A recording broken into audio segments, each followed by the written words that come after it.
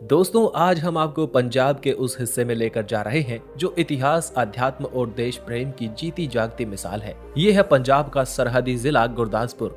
ये जिला जो अपनी गोद में गुरुओं की विरासत और शूरवीरों की गाथाएं समेटे हुए है, पंजाब के माझा क्षेत्र की आत्मा कहलाता है। ये सिर्फ रावी और ब्यास नदियों के बीच की उपजाऊ जमीन का टुकड़ा नहीं है, बल्कि ये वो धरती है जिसने मुगल बादशाहों का अभिषेक देखा है, सिख गुरुओं के चरण स्पर्श महसूस किए हैं और 1947 में देश के बंटवारे का दर्द सहा है।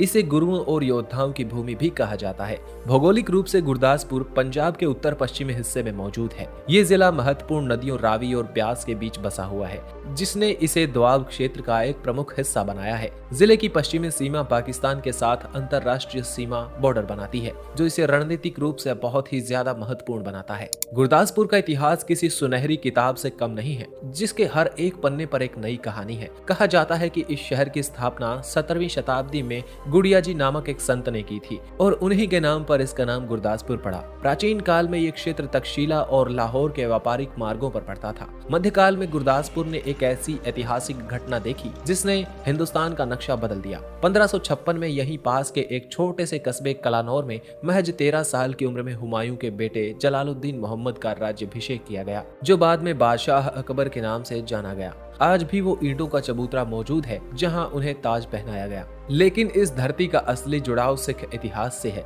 ये पूरा क्षेत्र गुरु नानक देव जी की कर्म भूमि रहा है। बटाला शहर जो पहले गुरदासपुर का हिस्सा था, उसमें गुरु नानक देव जी का विवाह माता सुलक्षणी जी से हुआ। इस जिले में मौजूद डेरा बाबा नानक सिख आस्था का एक सबसे पवित्र केंद्र है, क्योंकि माना जाता है कि गुरु नानक देव जी ने अपने जीवन के अंतिम वर्ष रावी नदी के उस पार करतारपुर में बिताए थे। सिख मिसलों के दौर में ये क्षेत्र कन्हैया मिसल और रामगढ़िया मिसल के प्रभाव में रहा। महाराजा रणजीत सिंह के साम्राज्य में भी गुरदासपुर एक महत्वपूर्ण इकाई था। अंग्रेजों के आगमन और 1849 में पंजाब के विलय के बाद गुरदासपुर को एक जिला बनाया गया। 1947 में भारत के विभाजन के समय गुरदासपुर जिले की भूमिका सबसे अहम और विवादास्पद रही। रेडक्लिफ लाइन द्वारा जिले का एक बहुत बड़ा हिस्सा पाकिस्तान को दे दिया गया, जिसमें करतारपुर साहिब भी शामिल था, जबकि गुरदासपुर और बटाला तहसीलें भारत का हिस्सा बनी। ये निर्णय आखिरी पलों में हुआ और इसने इस क्षेत्र की तकदीर हमेशा के लिए बदल दी। गुरदासपुर की संस्कृति ठेठ माझेदी संस्कृति है। यहाँ का लोक संगीत और नृत्य यानी भांगड़ा और गिद्धा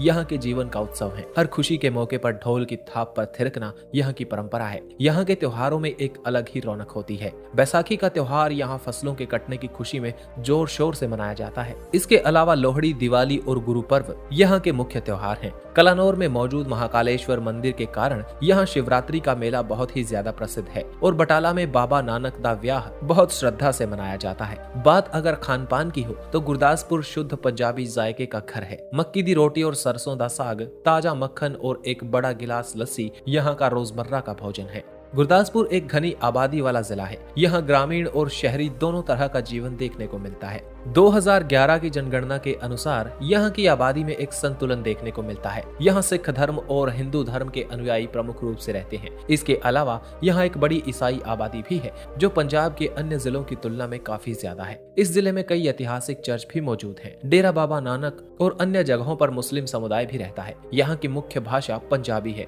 जो यहाँ के सभी समुदायों द्वारा बोली और समझी जाती है। हिंदी का भी यहाँ पर व्यापक रूप से इस्तेमाल होता है। गुरदासपुर शिक्षा का भी एक केंद्र रहा है और यहाँ की साक्षरता दर राष्ट्रीय औसत के बराबर है। गुरदासपुर सड़क और रेल मार्ग से देश के बाकी हिस्सों से काफी अच्छी तरह से जुड़ा है। नेशनल हाईवे 54 जिले से होकर गुजरता है, जो इसे अमृतसर, जालंधर और जम्मू से जोड़ता है। Gurdaspur railway station Delhi Jammu rail line पर एक महत्वपूर्ण स्टेशन है। यहाँ से कई एक्सप्रेस और सुपरफास्ट ट्रेनें गुजरती हैं। पास का पठानकोट कैंट, जो कनेक्टिविटी को और भी मजबूत बनाता है। गुरदासपुर का सबसे नजदीकी हवाई अड्डा पठानकोट है, जहाँ से चुनिंदा डोमेस्टिक फ्लाइट्स उड़ती हैं। हालांकि सबसे बड़ा और प्रमुख अंतर्राष्ट्रीय हवाई अड्डा अमृतसर में श्री गुरु रामदास जी इंटरनेशनल एयरपोर्ट है, जो यहाँ से लगभग 75 से 80 किलोमीटर की दूरी पर मौजूद है। यहाँ की अर्थव्यवस्था की बात की जाए तो खेती यहाँ पर सबसे ज्यादा की जाती है। यहाँ पर गेहूं, धान, गन्ना और मक्का की बम्पर पैदावार होती है। साथ ही यहाँ पर कई सारी पुरानी चीनी मिलें भी मौजूद हैं। बटाला शहर, जो कभी लोहे का शहर कहा जाता था, क्योंकि ये कृषि उपकरणों और मशीन टूल्स के निर्माण के लिए काफी ज्यादा पॉपुलर हुआ करता था। हालांकि अब पहले जैसी बात नहीं रही, लेकिन छोटे पैमाने के उद्योग